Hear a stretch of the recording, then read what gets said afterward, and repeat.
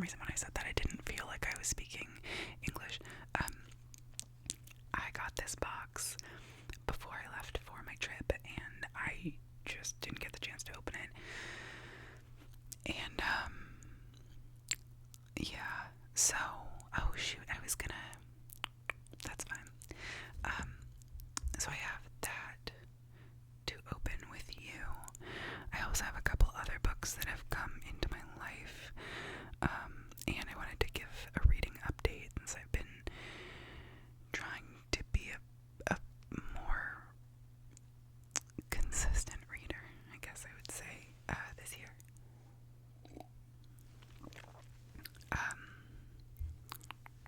I don't know what we should start with. Maybe let's start with the books that have come into my life. There are two of them. One of them is Station 11 by Emily St. John Mandel. This book came out a long time ago, and I remember picking it up at my friend's house and starting to read it and enjoying it greatly. Oh, you might be able to see I have a big, like, floofy palm over in this corner, and these are the fronds from it, and I guess I keep bumping it with my head. That's goofy. Anyway, this book, I remember picking it up at their house and starting to read it and enjoying it so much, but obviously never finishing it. And before I left, I found it in a little free library, and it's a really nice hardback edition, and I was like, I'm gonna snag that. The pages have deckled edges, as you might be able to tell.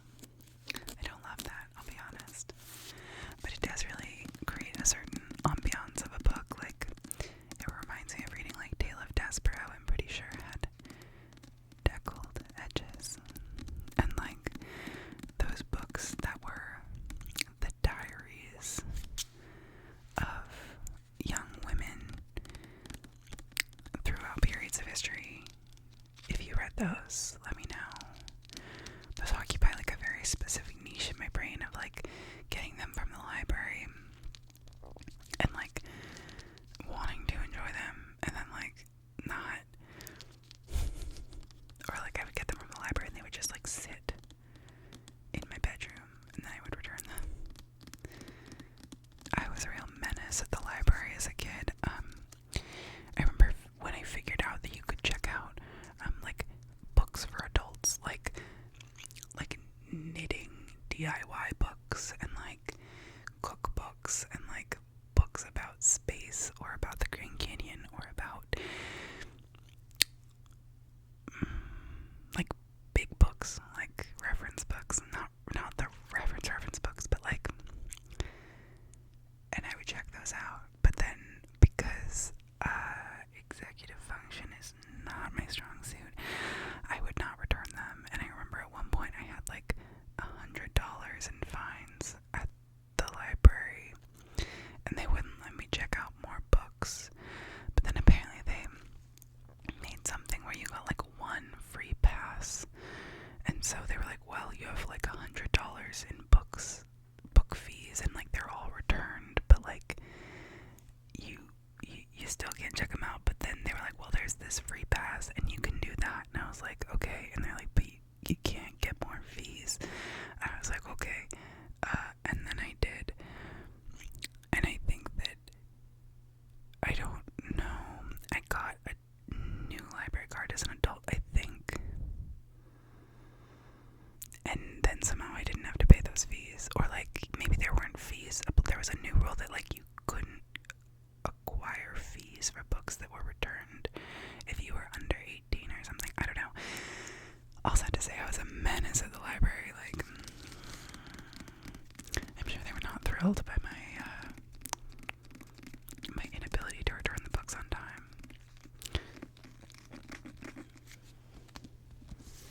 Anyway, I think this book is like kind of a post-apocalyptic situation. An audacious, darkly glittering novel set in the eerie days of civilization's collapse. Station 11 tells the spellbinding story of a Hollywood star, his would-be savior, and a nomadic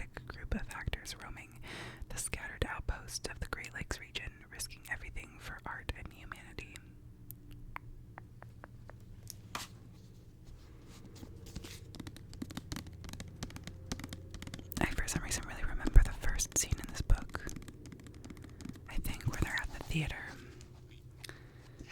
And then there's the first chapter is called, or the first part is called the theater. And they're watching King Lear, and then like something happens. There's a little girl. I remember that really distinctly. But like, I never finished it. Anyway.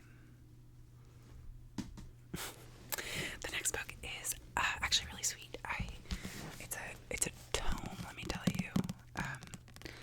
My dear friend from high school, I'm gonna turn the mic just a little bit because I feel like I'm just left ear dominant. So my friend got married this summer, they got married 2 years ago, but they had their ceremony and their celebration this summer. And the party favor at the wedding were books, but it was like a blind date with a book situation. So they were all wrapped in, nondescript paper, and then had like a description on the cover. And so I went and grabbed one, and this book is called Ninth Street Women, and it's a tome about Lee Krasner, Elaine de Kooning, Grace Hardigan, Joan Mitchell, and Helen Frankenthaler, 5 painters and the movement that changed modern art. And I don't know that I'll ever read it, but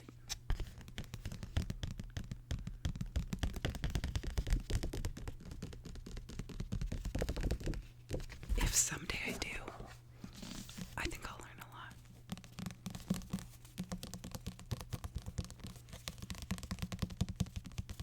I also just love like a chunky book, There's something so satisfying about like so many pages. Like someone worked so hard on this. In fact, Mary Gabriel worked really hard on this. I guess maybe it's not fair to her to say that I probably won't read it. But, there's so many books to read. Recently, I saw a tweet, I think, and it was someone talking about the era in their 20s of buying books because they thought it would cure their depression, and then having so many books that they bought in their 20s that they never read. And I was like, shit. Yeah.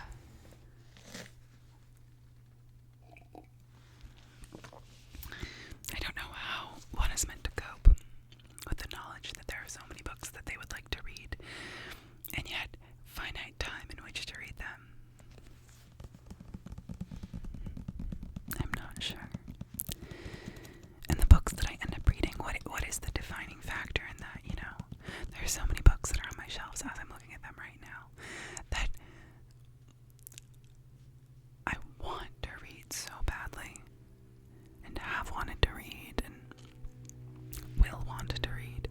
But the ones that I actually do, it's kind of without rhyme or reason, I mean, there's definitely the ones that I don't, there's reasoning behind it. Like if I start a book and I can't get into it, that happens.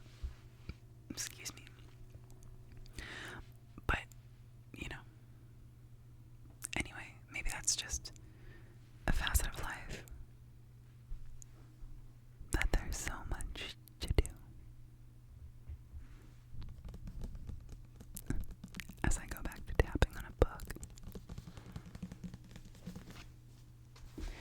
Okay.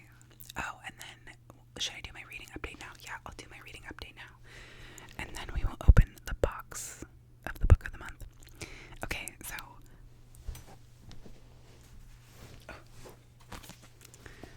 this is the book I'm reading right now, The House in the Cerulean Sea by T.J. Klune. And when I tell you, I love this book. The description, the quote on the cover says, "I loved it. It's like being wrapped in a big gay blanket. Simply perfect," is what V.E. Schwab said about this book. V.E. Schwab, who is notably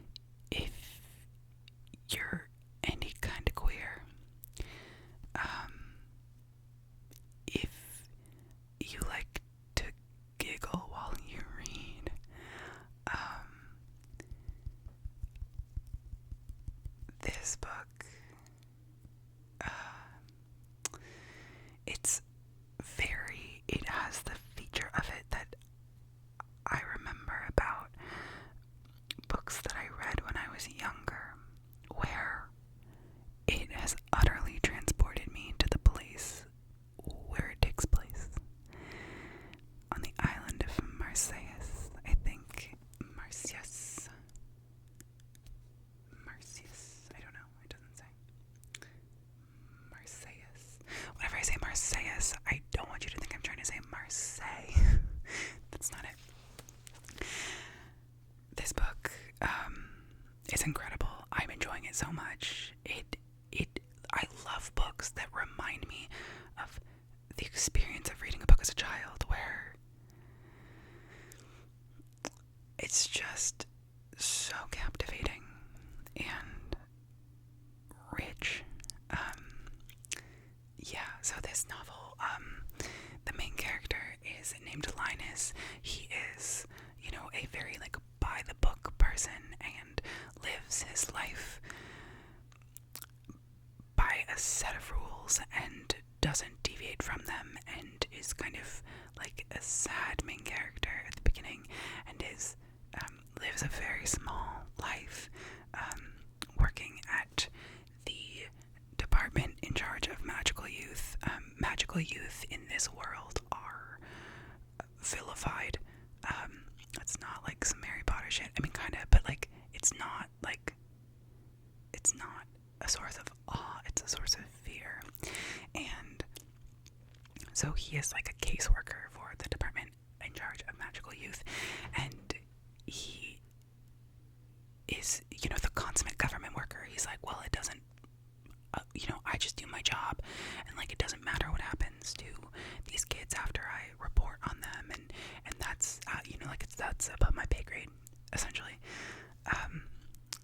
And so one day he gets called up by the extremely upper management to take on this assignment that is highly classified, and he is confused. Why him? Because he has never aspired to anything above what he does, and has always really stayed in his lane.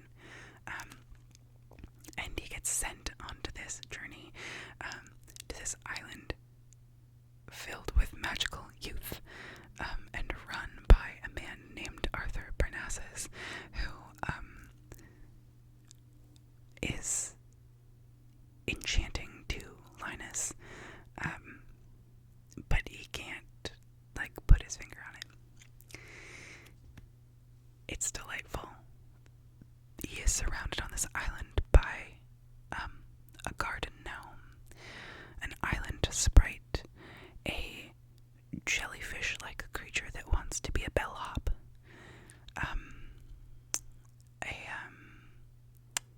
who else?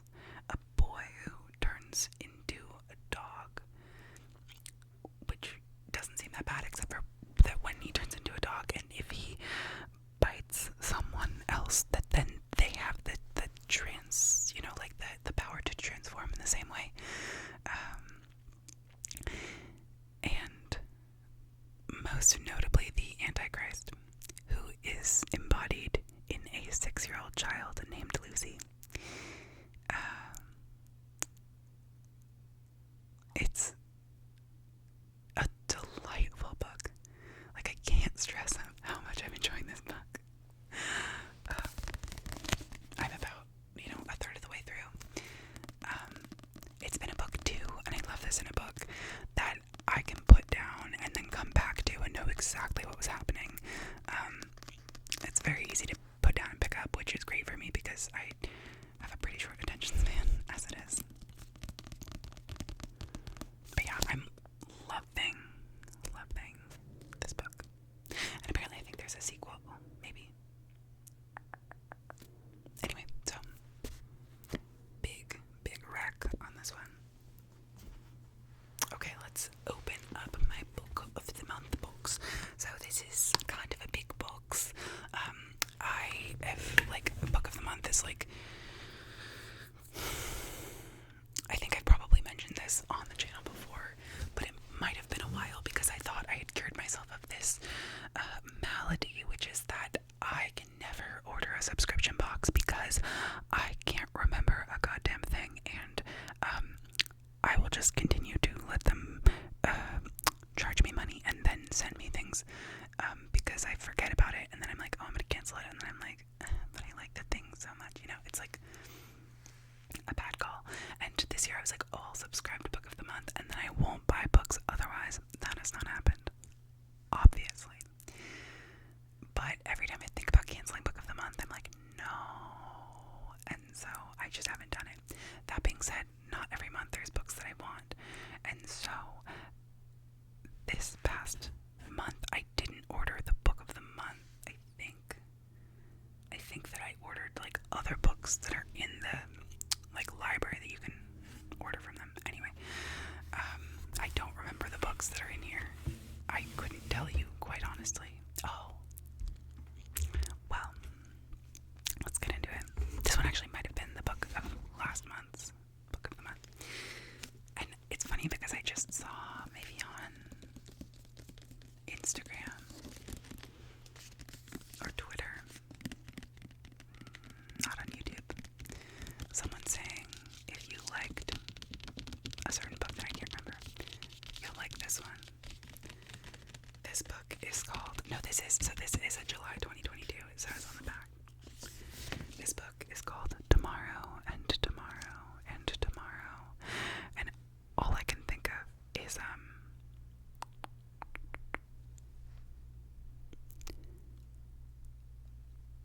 Take a Break. I just sing the song in my head to do it from, Hamilton. You know, when Angelica's like, tomorrow and tomorrow and tomorrow creeps at its buddy pace today to day. Oh no, does Hamilton say that? You can understand. Without my having to name the play. They made me Beth. Ambition is my folly, I'm a polymath, pain in the ass, massive pain. Madison is Banco, Jefferson's Macduff, and Burnham Wood is Congress on its way to Dunsinane. Anyway, this is a book by Gabrielle Zevin, and I don't know what it's about, but it's beautiful. In this exhilarating novel by the best-selling author of The Storied Life of A.J. Fikry, two friends, often in love but never lovers, come together as creative partners in the world of video game design, where success brings them fame, joy, tragedy, duplicity, and ultimately a kind of immortality. Damn. On a bitter cold day in the December of his junior year at Harvard, Sam Masser exits a subway car and sees, amid the hordes of people waiting on the platform, Sadie Green. He calls her name. For a moment, she pretends she hasn't heard him, but then she turns, and a game begins. A legendary collaboration that will launch them to stardom. These friends, intimate since childhood, borrow money, beg favors, and before even graduating college, they've created their first blockbuster, Ichigo. Overnight, the world is theirs. Not even 25 years old, Sam and Sadie are brilliant, successful, and rich, but these qualities won't protect them from their own creative ambitions or their betrayals of their hearts. Spanning 30 years, from Cambridge, Massachusetts to Venice Beach, California, and lands in between and far beyond, Gabrielle Zevin's Tomorrow and Tomorrow and Tomorrow is a dazzling and intricately imagined novel that examines the multifarious nature of identity, disability, failure, their redemptive possibilities in play, and above all, our need to connect, to be loved and to love.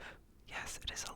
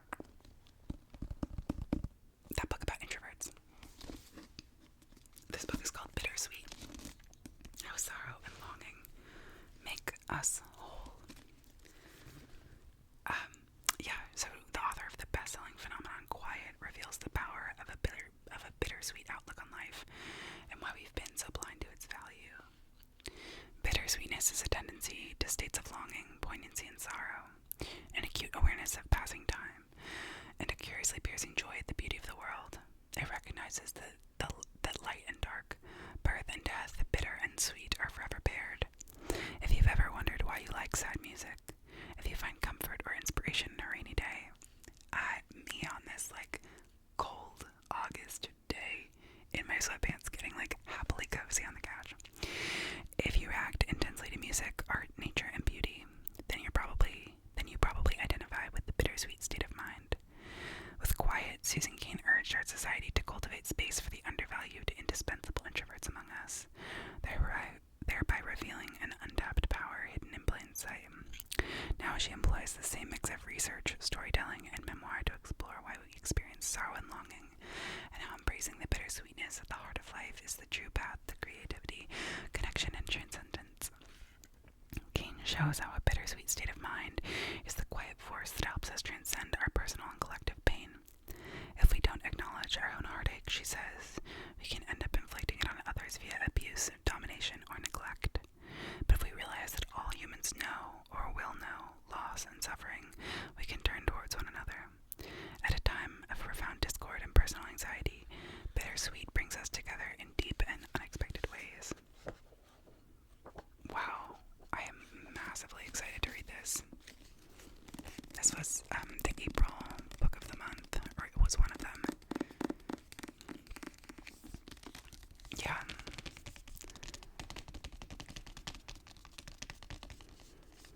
I think that I'm excited to read this because I think it aligns a lot with the way that I feel about the world.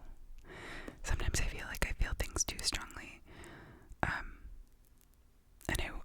I wish that I felt less, I guess. But I also realized the immense power in being able to feel myriad emotions, you know.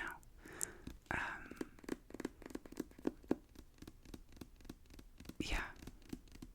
Interestingly, I was talking to my friend about this recently because we were talking about astrology, and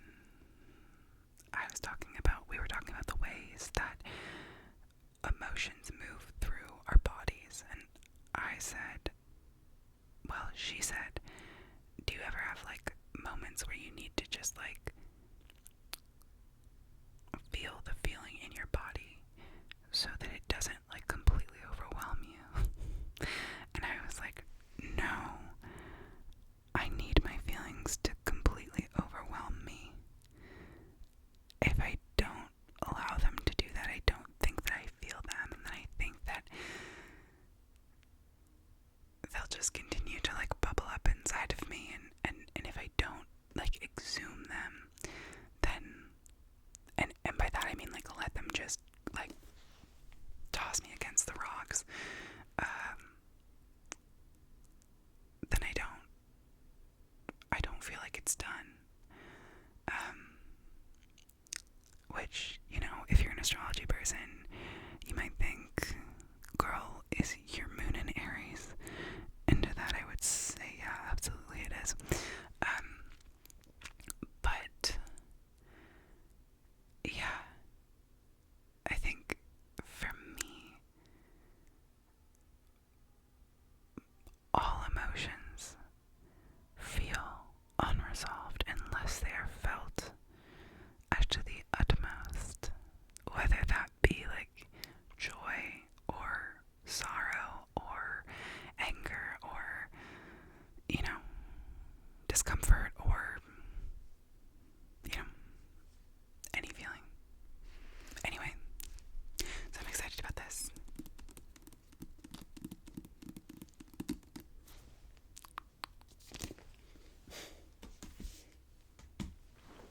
Oh, and the last book is called Yerba Buena, which is a novel by Nina LaCour.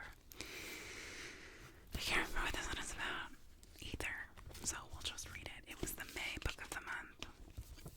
When Sarah Foster runs away from home at 16, she leaves behind the girl she once was, capable of trust and intimacy.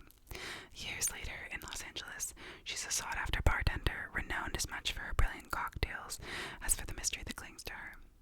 Across the city, Emily Dubois is in a holding pattern, yearning for the beauty and community of her Creole grandparents cultivated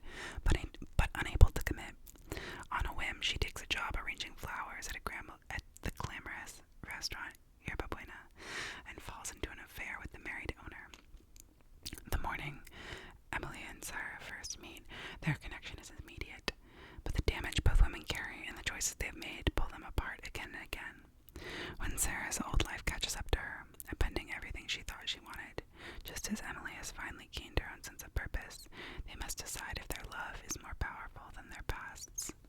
At once exquisite and expansive, astonishing in its humanity and heart, Yerba Buena is a propulsive journey through the lives of two women trying to find someone to call home. Oh, the cover is so beautiful.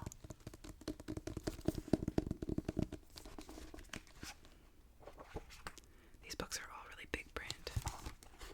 How many pages is it? Like 300. Interesting. Anyway, there's the big boy stack sitting here. I have another book of the month that's sitting next to me. Anyway, yeah, so those are all the books that I got. I'm excited about them. I think I need to be on like a no-buy situation pretty soon. Pretty soon, meaning now. Just because I have so many books that I want to read. Yeah.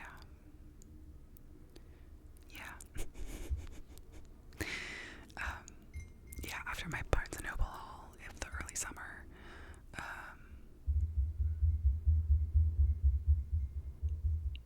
girl.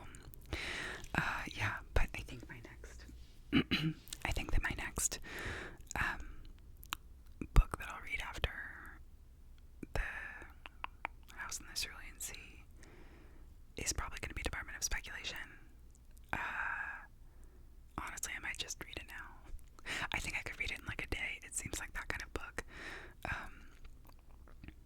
But yeah, I only have 2 more weeks of summer break left, and so it feels pressing that I read more. But maybe I don't need to push myself in that way. Maybe I can just continue to read. Yeah, I used to have so much more time in my day to read. That's not the case anymore. That being said, I did get to read a lot on my trip, which was a joy. I never know the moments that I'm gonna get to read a lot, and that is always so delightful when I do. Yeah. The other thing I was thinking we could do together was that I got the email for Book of the Month this month. And I was thinking that we could pick a book together, maybe. And I have it on my little schmipad right here. And I have it up on my phone. I mean, on my iPad. Jesus. So, these are the August books. We have Karen Slaughter, a book by Karen Slaughter called Girl Forgotten, which is like a thriller that's not really my vibe. I'm already thrilled enough by the circumstances of the life that I live.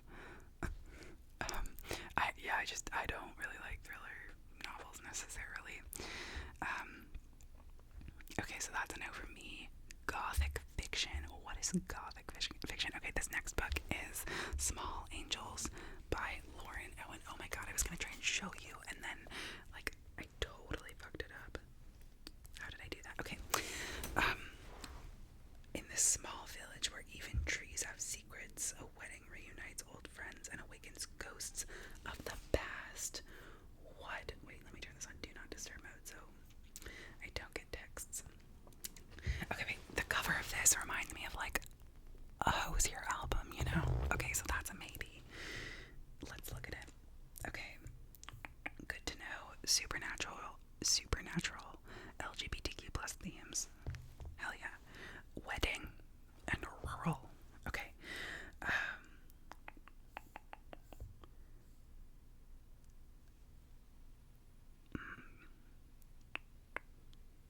A menacing ghost who generations have been charged with stopping from venturing into the village itself. But as his sisters grew older, braver, and more independent, bucking against the family's burden, the bulwark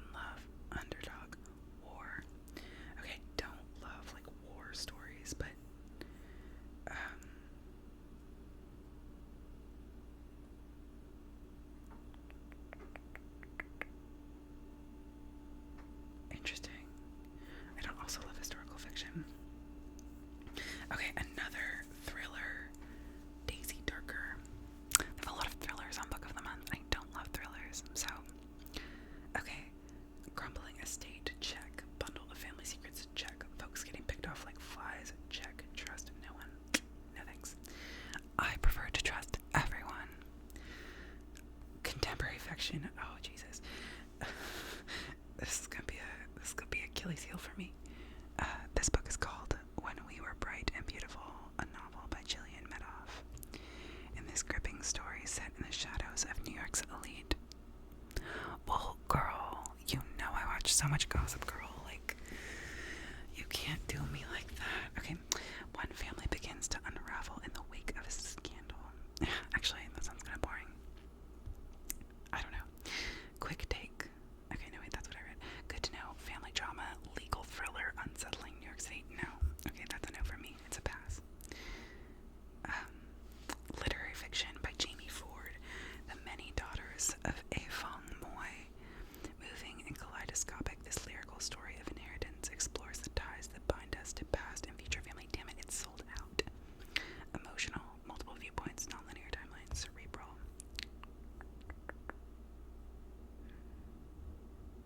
Oh, rats.